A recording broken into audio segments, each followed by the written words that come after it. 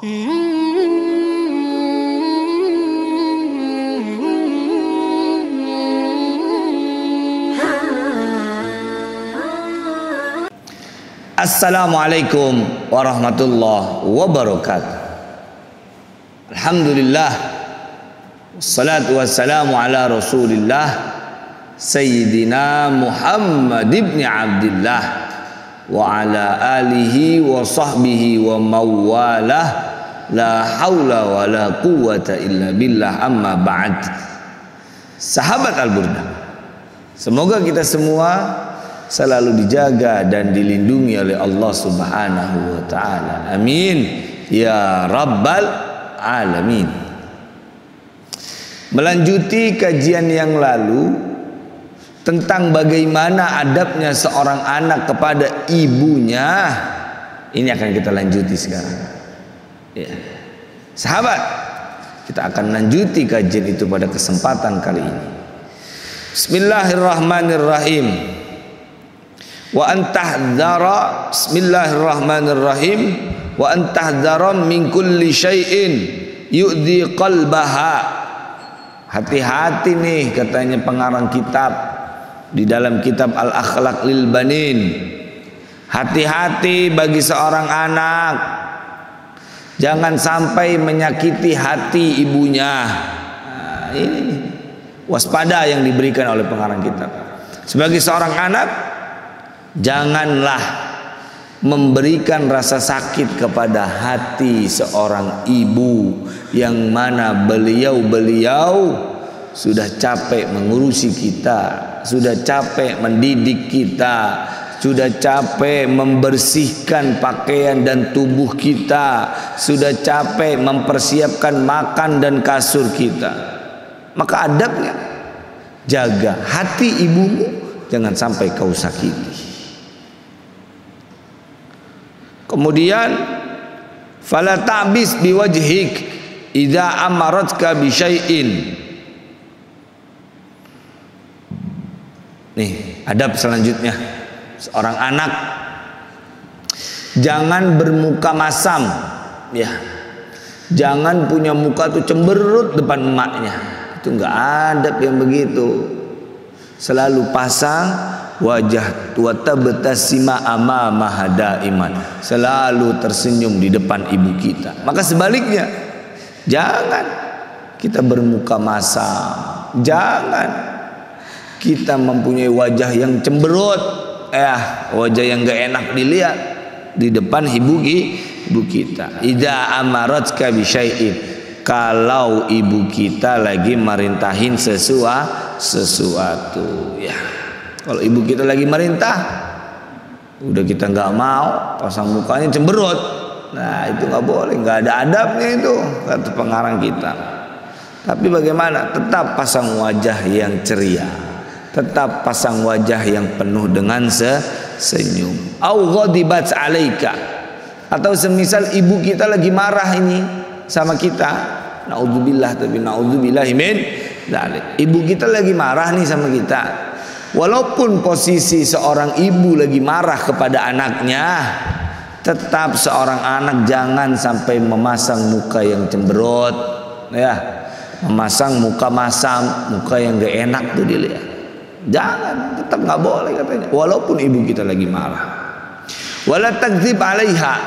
Adab yang selanjutnya, jangan dusta kepada ibu kita, jangan bohong ya. Nggak boleh punya lisan bohong kepada seorang ibu. Autash timaha, juga tidak boleh ya seorang anak itu menghina kepada ibunya, itu nggak boleh. Jangan sampai. Semoga anak-anak kita dijauhi dari sikap-sikap seperti ini. Amin ya rabbal alamin. Jangan sampai sebagai seorang anak berani untuk menghina, mencaci atau memaki seorang ibu. Itu nggak boleh, nggak ada adabnya yang seperti ini. Au tatakallama amamaha bikalamin qabihin. Yang perlu kita waspada juga sebagai seorang anak, adab di hadapan seorang ibu, jangan pernah berkata, jangan pernah berbicara kepada ibu dengan perkataan yang buruk. Ya, nggak boleh ini. Nggak boleh. Seorang anak nggak boleh ngomong dengan perkataan yang kasar, ngomong dengan perkataan yang buruk kepada bapak emaknya. Sama emak bilangnya jangan pakai elu gua. Gak ada adab itu. Kenapa? Karena ini bahasa kalamin qabih, bahasa yang kasar. Kalau itu dilontarkan ke hadapan ibu kita, jangan pakai bahasa lu gua, pakai bahasa aku, pakai bahasa saya, atau menyebut dengan namanya sendiri. Itu salah satu contohnya. Au tanzura ilaiha bi'ainin haddah. Nah ini juga jangan sebagai seorang anak adab selanjutnya kepada ibunya apa sahabat? Yakni tidak memandang kepada ibunya dengan pandangan yang tajam. Maksudnya dengan melotot. Ibunya jangan dipelototin itu, dimelotot. Nah, itu jangan, nggak boleh. Nggak ada adabnya tuh anak kepada ibunya. Ibunya yang sudah kita bahas, udah capek ngandung 9 bulan, udah capek nyusuin 2 tahun, udah capek ngedidik kita sampai besar, udah capek ngebersihin tubuh dan pakaian kita, udah capek nyiapin makan dan tempat tidur kita, udah capek ngejaga kita dari segala macam gangguan. Maka jaga adab kita dengan apa? Tidak melotot di hadapan ibu kita, tidak memandang mata dengan pandangan yang tajam kepada ibu kita. Bu, itu nggak boleh begitu, nggak ada adabnya seperti itu. Jangan kita melotot ya dengan pandangan yang tajam di hadapan orang tua kita. Dan juga adab yang selanjutnya, wala tarfa'a sautaka fauqa sautiha. Jangan mengangkat suaramu di atas suara ibu kita. Nah ini adab lagi yang selanjutnya. Selain mata ini tidak boleh memandang dengan melotot, ya. Kemudian lisan pun tidak boleh berkata yang buruk, dan juga tidak boleh bersuara melebihi dari suara ibu kita. Jangan. Misal ibu kita kalau ngomong nih volumenya 7, maka kita volumenya jangan 8 atau 9, tapi volumenya harus 5 atau 4. Suara kita harus lebih rendah daripada suara ibu kita. Itu adab yang diajarkan oleh pengarang kitab di sini, bagaimana supaya sikap kita, apa yang kita harus lakukan dan apa yang harus kita hindari dari apa-apa yang harus dilakukan oleh seorang anak kepada ibunya. Dan juga dikatakan wa idza mana'atka faskut wa la taghdab au tabki au tuhamhim 'alaiha. Kalau kita punya ibu melarang kita kepada satu perbuatan, melarang kita kepada satu hal, maka apa? Adab yang harus kita lakukan. Ibu kita melarang nih, misalnya jangan ini, nak jangan itu, nak nggak boleh ini, ya, nak nggak boleh itu. Maka bagaimana sikap kita? Kata musannif faskut, ya udah diam dengan menuruti nasihat dari orang tua kita. Wala taghdab au tabki, juga jangan sampai kita marah dengan keputusan yang diambil sama ibu kita, dan juga kita jangan bersedih dengan keputusan yang diambil oleh ibu kita. Ibu kita ngelarang nih, udah kita diam, nggak usah pakai sikap marah, apalagi sikap bersedih, itu nggak boleh. Autuhamhim 'alaiha, atau punya sifat ngegerutu, ya elah nih mak tahu juga kagak apa yang lebih baik urusan kita. Nggak boleh begitu, itu nggak boleh. Itu namanya ngegerutu sama perintah yang telah dilarang oleh ibu kita. Itu nggak boleh. Itu nggak ada adabnya seorang anak yang begitu. Maka jaga adab kita. Ketika orang tua udah melarang satu hal, maka punya sikapnya apa? Diam. Diam. Jangan marah, jangan menggerutu, juga jangan menangis. Ini bersedih hati atas keputusan yang diambil oleh ibu kita. Itulah beberapa adab seorang anak kepada ibunya yang harus selalu kita lakukan. Dengan kita berpikir, dengan kita merenung bahwa ibu ini sudah lelah. Lelah untuk kita, lelah untuk tubuh ini, lelah untuk anaknya agar supaya menjadi anak yang paling baik. Di dalam kitab ini ada satu cerita, ada satu kisah yang menceritakan ada seorang anak yang bernama Saleh dengan ibunya.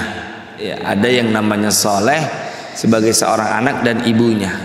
Saleh ini adalah anak yang berbakti kepada ibunya. Saleh waladun barun bi ummih. Saleh ini anak yang berbakti kepada ibunya.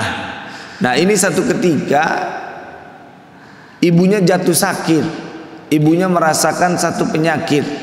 Kemudian anaknya ini sangat sedih. Ya, sangat sedih. Akhirnya apa? Wasta'dana min asatidatihi. Akhirnya nih anak yang bernama Saleh minta izin sama gurunya. Minta izin apa? Ayyajlisa indaha fil baiti liyakhdumaha. Minta izin sama gurunya, Ustaz, mohon izin, mohon pamit, saya mau melayani ibu saya yang lagi sakit. Pamit Ustaz, saya mau melayani ibu saya nih yang lagi sakit. Ini kan kisah dari kajian kita saat ini. Ya, ini apa? Berbaktinya seorang anak kepada seorang ibu. Jadi minta izin ya anak kepada ustadznya, Ustadz izinin saya Ustadz, saya mau pulang dulu ke rumah, ibu saya lagi sakit, saya mau melayani ibu saya. Kenapa kok demikian? Li'annaha ma'indaha khadimah.